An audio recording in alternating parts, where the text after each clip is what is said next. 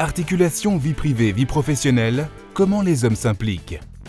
8 pairs, cadres en entreprise, reviennent sur les réussites et les freins en matière de gestion des temps de vie. Sphère privée et carrière.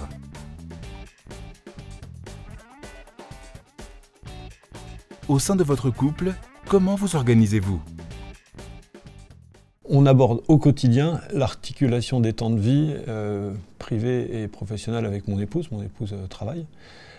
Et donc c'est au quotidien, parce que trois enfants, il faut les amener à l'école, il faut aller les rechercher à l'école, et puis ils ont des activités, et puis ils ont des devoirs, il faut être présent, c'est pas simplement mon épouse qui suit les devoirs. Petit à petit, j'ai fini par me rendre compte que je vivais avec des personnes, et que finalement, quelle que soit l'intensité magique des moments rares que je passe avec eux, quand ils sont rares, du coup, ils ont beau être magiques, ça fait pas beaucoup.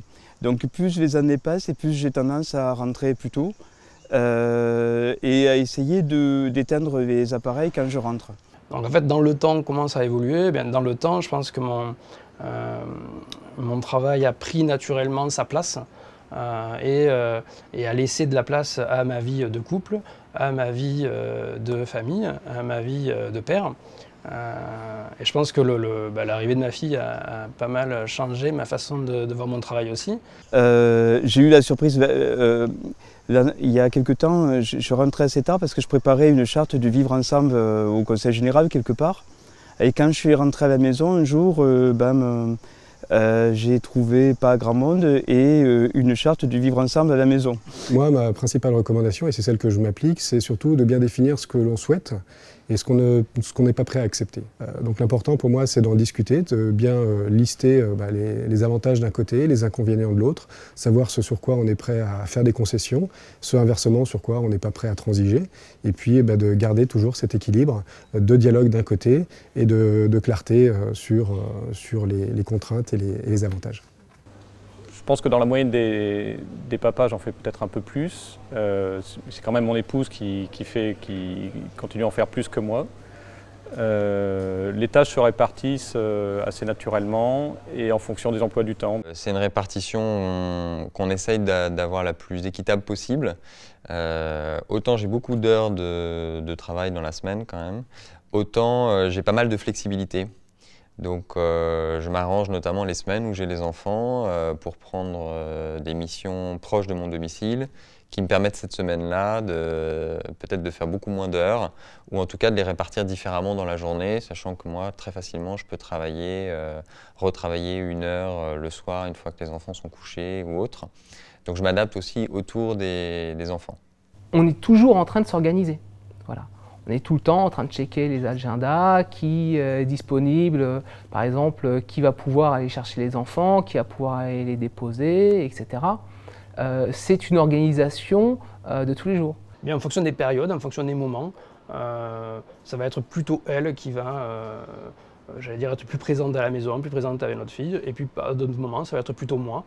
Et ça, c'est un point dont on parle très souvent. Ça fait vraiment partie de notre équilibre de couple, je pense. Ce respect du travail de l'autre, quel qu'il soit, et quel que soit quel que soit le moment dans la carrière, et savoir prendre du recul par rapport à ça, et ne pas rester dans le schéma que moi j'ai pu connaître à la maison. C'est le père qui travaille par exemple, et puis c'est la mère qui s'occupe des enfants, ou à l'inverse, peut-être dans d'autres cas. Donc là, l'organisation d'une journée habituelle, j'amène en général mes 3 enfants à l'école et c'est Sophie qui va les rechercher. Il m'arrive souvent de travailler de la maison avant de partir. On a des possibilités de télétravail qui sont qui apportent beaucoup de souplesse aujourd'hui.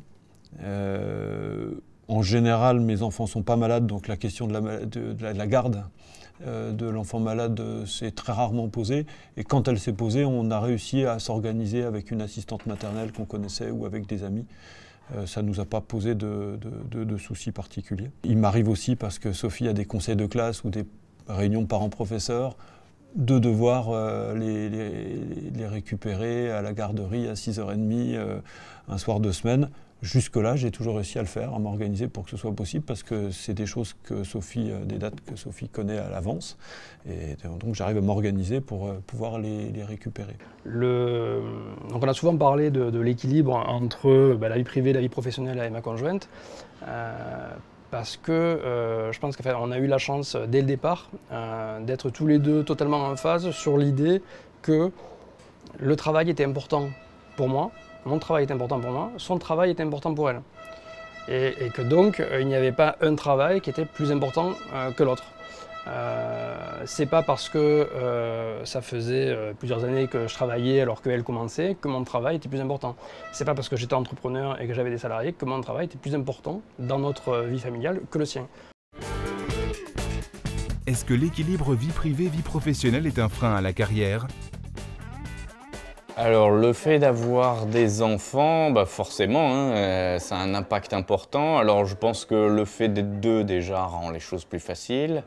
Moi je le vois donc par rapport à mon entreprise où on a quand même pas mal de mères célibataires qui doivent s'occuper de leurs enfants, et alors là je me dis comment elles font parce que c'est coton. Il y a des moments, c'est moi qui ai besoin donc d'évoluer, de bouger, de faire donc une progression dans la carrière, et puis d'un autre côté ça peut être mon épouse qui veut prendre telle ou telle décision, et ça c'est très personnel. Et c'est évidemment toujours un sujet épineux où on est à la recherche de l'équilibre entre ses propres besoins et puis le besoin de la famille, de la cellule familiale. Alors privilégier la vie personnelle, c'est en aucun cas un frein à la carrière. Il faut, je pense, être conscient de ses priorités et ensuite faire des choix de carrière qui sont en ligne avec les priorités qu'on va avoir dans sa vie. Donc j'ai eu à faire des choix de carrière, refuser certains postes ou évoluer dans certaines fonctions plutôt que d'autres en fonction de l'impact que ça pouvait avoir sur ma famille. C'est une question difficile. Je pense que ça dépend vraiment beaucoup des entreprises. Pour travailler avec un très grand nombre d'entreprises, cette question de est-ce que la parentalité ou est-ce que l'équilibre de vie privée, vie professionnelle va être un frein à l'évolution de carrière, c'est très lié à la culture d'entreprise.